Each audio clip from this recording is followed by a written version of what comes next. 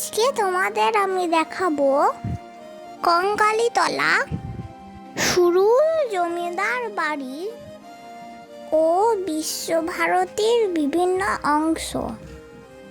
আজ 15 ডিসেম্বর সকাল সকাল সবাই রেডি হয়ে বনবিথি হেসেল ঘর থেকে আমরা চললাম কঙ্কালীতলা। কঙ্কালীতলায় গাড়ি পার্কিংয়ের খুব সুন্দর ব্যবস্থা আছে। গাড়ি থেকে নেমে আমরা একটি শিব মন্দির দর্শন করলাম।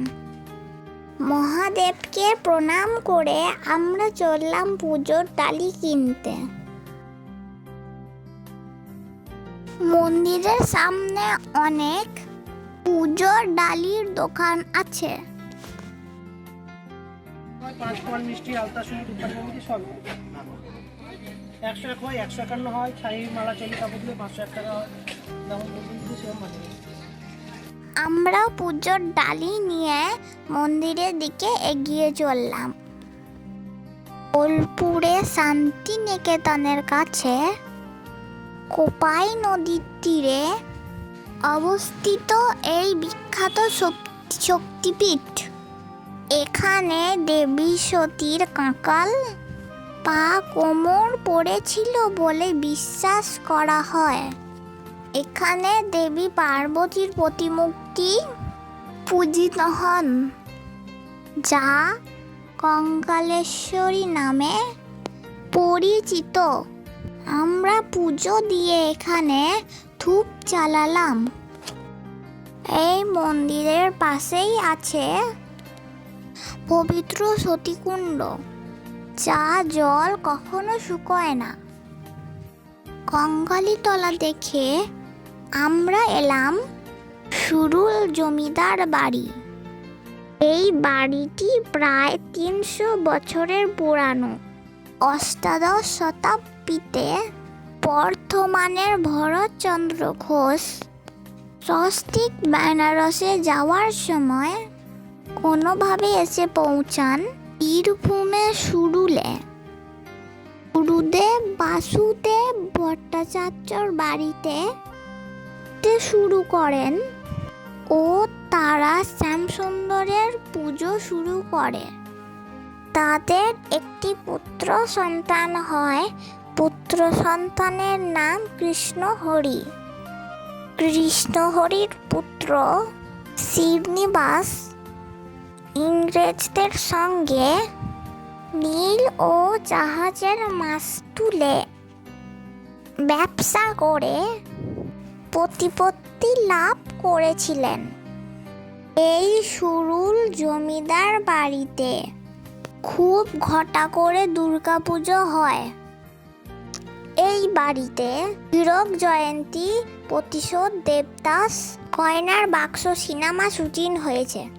এর পাশেই ছোট তরফের সুন্দর জোড়া মন্দির আছে। এরাও খুব সুন্দর করে দুর্গাপুজো করে। এই সুরুল জমিদার বাড়ি দেখে আমরা চললাম শান্তিনিকেতনে বিশ্বভারতী ক্যাম্পাসে। এখানে গাড়ি নিয়ে ঢোকা যায় না, তাই আমরা গাড়ি রেখে টোটো করে ঘুরেছিলাম।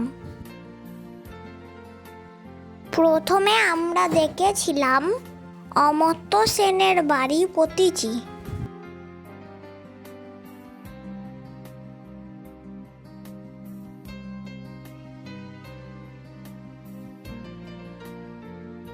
এরপর কলা ভবন, নন্দলাল বসুর বাড়ি প্রভৃতি দেখেছিলাম।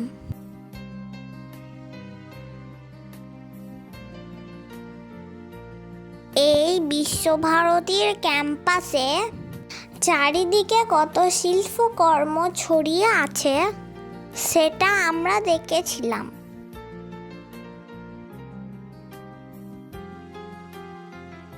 এই শীতের দিনে বিশ্বভারতী ক্যাম্পাসগুলো খুব ঘুরতে ভালো লাগছিল। এরপর আমরা দেখলাম প্রার্থনা ঘর।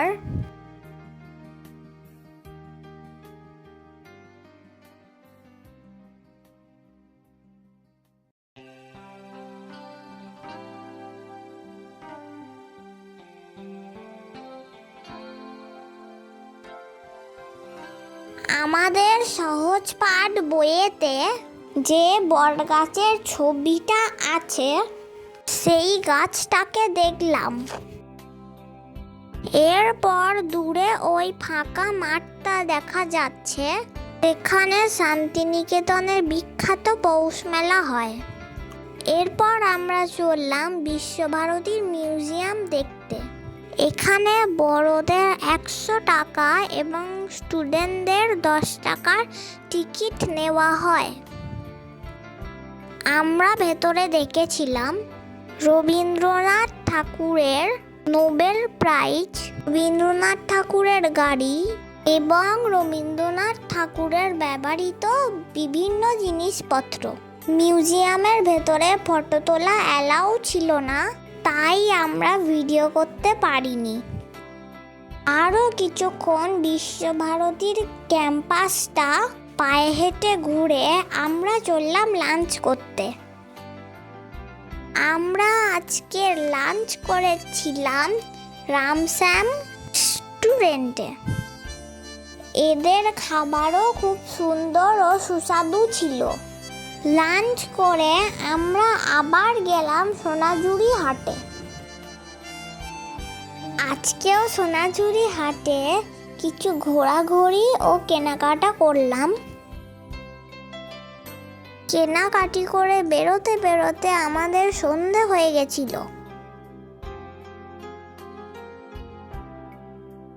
এরপর আমরা বেরিয়ে পড়লাম কলকাতার উদ্দেশ্যে। আমরা রাস্তার ধারে খোয়াই রেস্টুরেন্টে চা এবং স্ন্যাক্স করার জন্য দাঁড়িয়েছিলাম।